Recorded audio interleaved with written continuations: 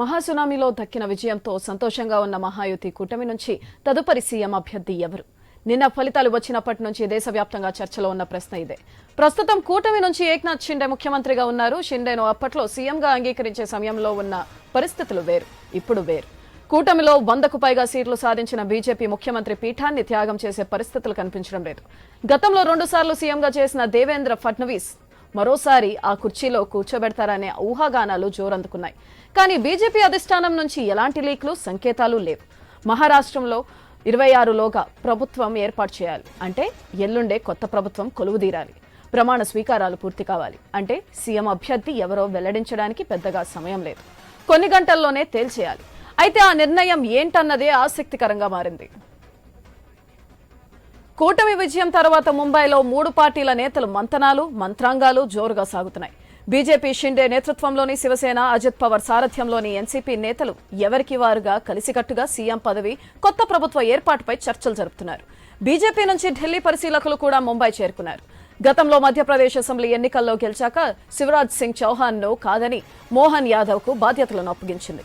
అటువంటి ప్రయోగం ఏదైనా చేస్తారా అనే చర్చ నడుస్తుంది. ఫలితాలు వెలువడుతున్న సమయంలో సీఎం ఏక్నాథ్ షిండే చేసిన ప్రకటన ప్రస్తుతం కీలకంగా మారిపోయింది. ముఖ్యమంత్రి పదవిపై నియమమేమీ లేదని ఆయన పేర్కొన్నారు. ఎక్కువ సీట్లు సాధించిన పార్టీ ముఖ్యమంత్రి పదవిని తీసుకోవాలంటే నిబంధనేది లేదన్నారు. తాను అమలు చేసిన లడ్కీ బెహన్ పథకం వల్లే మహాయుతి భారీ విజయం సాధించిందని షిండే తెలిపారు. ఈ విజయం తన పనితీరుకు నిదర్శనంగా చెప్పుకొచ్చారు. అయితే దీనిపై మరింత సమాచారం మా input editor Srikanth phone line ద్వారా అందిస్తారు. Srikanth, good morning. మొత్తానికి దేశం మొత్తం కూడా ఒక రకమైనటువంటి ఉత్కంఠ కొనసాగుతోంది. ఎవరికి ఈసారి Bharatiya Janata party single largest పార్టీగా గెలుచుకుంది, సీట్లు గెలుచుకుంది. సో యాక్చువల్గా ఏంటంటే ఇక్కడ 145 సీట్లు మాత్రమే రావాల్సింది. సో ఒక 12 సీట్లు మాత్రమే తక్కువ ఉంది. 133 సీట్లు గెలిచింది భారతీయ జనతా పార్టీ. సో ఇట్లాంటి నేపథ్యంలో అత్యంత కీలకమైన రాష్ట్రమైనటువంటి మహారాష్ట్రలో ఎన్నికల ఘట్టం అయిపోయిన తర్వాత ఇక who will be the next chief minister of Maharashtra అన్నది మాత్రమే ఒక క్వశ్చన్ మార్క్ కనిపిస్తోంది. అయితే మహాయుతిలోని పార్టీలన్నీ కూడా సీఎం పదవి సంబంధించినటువంటి ఎట్లాంటి పంచాయతీ లేకుండా ప్రజలు మాత్రం గట్టి తీర్పిచ్చారనే చెప్పాలి. ఎట్లా భారతీయ జనతా పార్టీ అండ్ శివసేనకు చెందినటువంటి షిండేకి చెందినటువంటి శివసేన, అజిత్ పవార్ చెందినటువంటి ఎన్సీపీతో కూడినటువంటి కూటమిల అత్యధిక సీట్లు గెలిచింది ఎవరంటే ఇందులో భారతీయ జనతా పార్టీ 133 సీట్లను గెలుచుకోవడం జరిగింది. మొత్తం మహారాష్ట్రలో 288 స్థానాలుంటే అది అసెంబ్లీలో సాధారణ మెజారిటీకి కొంచెం మాత్రమే తక్కువ అని చెప్పాలి. సో దీంట్లో శివసేనకు 57 వచ్చినాయి సొంతంగా, ఎన్సీపీకి 40 వచ్చినాయి. అంటే లోక్సభతో పోలిస్తే ఈసారి చాలా పుంజుకున్నాయి ఈ 2 పార్టీలు.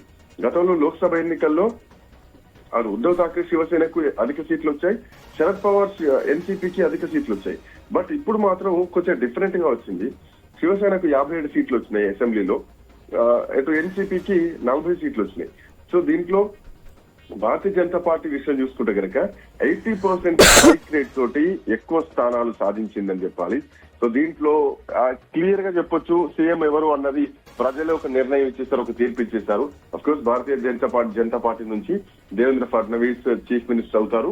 అండ్ ఇక్కడ ఇద్దరు ఉప ముఖ్యమంత్రులుగా పెట్టేటువంటి అవకాశం కూడా ఉంటుంది, ఏక్నాథ్ షిండేని, అజిత్ పవార్ ని. సో వీళ్ళిద్దరూ కూడా అఫ్ కోర్స్ అంటే మళ్ళీ కూడా ఈసారి ఏక్నాథ్ షిండే సీఎం అవుతారన్నటువంటి ఆశలు పెట్టుకున్నా గానీ ప్రస్తుతానికి మాత్రం అది పెద్దగా కనిపించట్లేదు. ఎందుకంటే Bharatiya Janata party single largest గా వచ్చింది కాబట్టి. సో ఖచ్చితంగా గతంలో కూడా దేవేంద్ర ఫడ్నవీస్ సీఎం గా ఉండే, మరి ముఖ్యంగా పార్టీకి కూడా కొంచెం వీర విధేయుడుగా ఉంటాడు. ఎన్నికల్లో కూడా కొంచెం కీలకంగా పనిచేశారు భారతీయ జనతా పార్టీ నుంచి. సో ఫడ్నవీస్ వైపే కూడా బీజేపీ అధిష్టానం కొంత ఇంట్రెస్ట్ చూపుతున్నట్టుగా కూడా కనిపిస్తోంది. నిన్న ఎప్పుడైతే రిజల్ట్ రావడం జరిగిందో, ట్రెండ్స్ కొంచెం ముందుకు రావడం జరిగిందో, అమిత్ షా కూడా అటు దేవేంద్ర ఫడ్నవీస్ కు ఫోన్ చేశారు, తో పాటు ఇటు షిండే కూడా ఫోన్ చేసి కొంచెం శుభాకాంక్షలు చెప్పడం జరిగింది. అయితే ఇక రేపు బీజేపీ శాసనసభ పక్ష సమావేశం జరగబోతోంది. సో ఇట్లా నేపథ్యంలో రేపే మహాయుతి కూటమి నుంచి కూడా సమావేశం నిర్వహించబోతున్నారు. 26వ తారీఖు నాడు కొత్త సీఎం ప్రమాణ స్వీకారం చేయబోతున్నట్టుగా తెలుస్తుంది ప్రస్తుతానికైతే. అయితే షిండేకి చెందినటువంటి కొంతమంది ఎమ్మెల్యేలు ఎవరైతే ఉన్నారో, ఇక్కడ షిండే ప్రజాదరణతోటే భారతీయ జనతా పార్టీకి ఇంతటి విజయం వచ్చింది కాబట్టి షిండే నాయకత్వంలోనే ఎన్నికలకు భారతీయ జనతా పార్టీ వెళ్ళింది కాబట్టి సో ఖచ్చితంగా ఈసారి ఏక్నాథ్ షిండేకి ముఖ్యమంత్రి పదవి ఇవ్వాలంటూ కూడా డిమాండ్ చేస్తున్నాయి. ఇంకో వైపు అటు కొంతమంది మాట్లాడుతున్నారు, మహాయుద్ధ పైన ప్రజలు విశ్వాసం ఉంచారు కరెక్టే, షిండేను బాల్ ఠాక్రే అసలైనటువంటి వారసుడిగా కూడా తేల్చడం జరిగింది. సో ఈ ఎన్నికల్లో ఇంకో వైపు ఏంటంటే అటు ఎన్సీపీకి సంబంధించి కూడా ఏదైతే శరద్ పవార్ సంబంధించినటువంటి ఎన్సీపీని చీల్చి షిండే సారథ్యంలో ప్రభుత్వంలో చేరినటువంటి అజిత్ పవార్ ఇంకొకసారి డిప్యూటీ సీఎం, అంటే గతంలో కూడా డిప్యూటీ సీఎం గానే ఉన్నారు, మళ్ళీ కూడా డిప్యూటీ సీఎం గానే ఈసారి సరిపెట్టుకునేటువంటి అవకాశం కనిపిస్తోంది. అయితే ఇక్కడ ఈయన కూడా ప్రతిసారి మేము ఉప ముఖ్యమంత్రిగానే ఉండాలా అంటే మరి ఇక్కడ ప్రజా తీర్పు మాత్రం అదే వచ్చింది కాబట్టి సో తప్పనిసరి పరిస్థితుల్లో అజిత్ పవార్ మళ్ళీ కూడా ఈసారి ఉప ముఖ్యమంత్రిగానే ఉండేటువంటి అవకాశం అయితే కనిపిస్తోంది. అయితే గతంలో లాస్ట్ 5 years బ్యాక్ జరిగినటువంటి ఎన్నికల్లో ఉమ్మడి శివసేనకు ఎట్లాంటి సిచ్యువేషన్ అయితే పరిస్థితి ఎదురైందో సో ఇప్పుడు కూడా ఏక్నాథ్ షిండే నాయకత్వంలో ఉన్నటువంటి శివసేనకు కూడా సేమ్ టు సేమ్ సీనే కనిపిస్తోంది సుధాత్రి. 2019 లో బీజేపీ అప్పుడు 105 సీట్లు గెలుచుకుంది. ఉమ్మడి శివసేన అప్పటికి ఇంకా విడిపోలేదు, అప్పుడు 56 సీట్లు వచ్చినాయి. సో వంతుల వారీగా సీఎం పదవులు అయితే జరుగుతూ ఉంటాయి అనమాట. ఎందుకంటే వీళ్ళు మిత్రపక్షంలో ఉన్నారు భారతీయ జనతా పార్టీకి శివసేన మొదటి నుంచి కూడా. ఎందుకంటే శివసేన అనేది గతంలో బాల్ ఠాక్రే శివసేన పార్టీని కాంగ్రెస్ పార్టీకి అగెనిస్ట్ గా స్థాపించడం జరిగింది. కాంగ్రెస్ పార్టీని కాదని శివసేన స్థాపించడం జరిగింది. అప్పటి నుంచి కూడా భారతీయ జనతా పార్టీ శివసేన ఈ రెండు కూడా మిత్రపక్షంగానే ఉంటాయి. సో ఒకరు ముఖ్యమంత్రి అయితే ఇంకొకరు డిప్యూటీ సీఎం అవుతా ఉంటారు. సో ఇది వాళ్ళిద్దరి మధ్యలో ఉన్నటువంటి ఒక ఒప్పందం, మిత్ర ఒప్పందం. సో దీంట్లో భాగంగా సో గతంలో కూడా ఉమ్మడి శివసేన 56 సీట్లు వస్తే అప్పుడు వంతుల వారీగా సీఎం పదవి చేపట్టడం జరిగింది.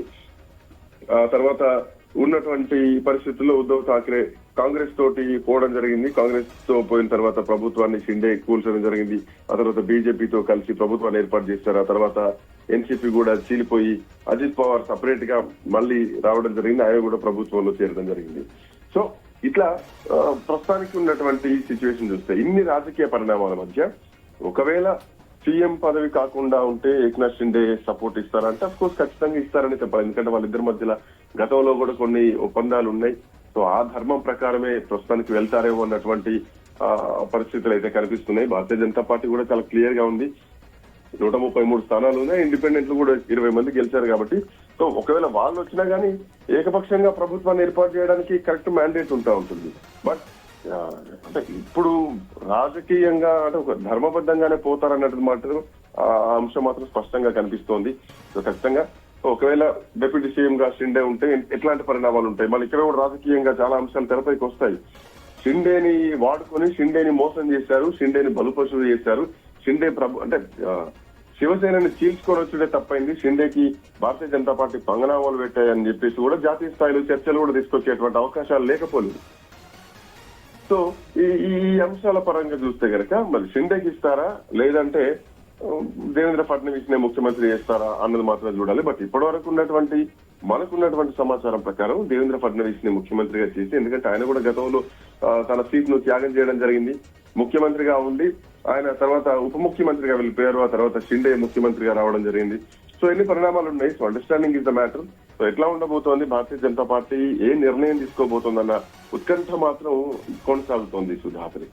Right, thank you Srikanth.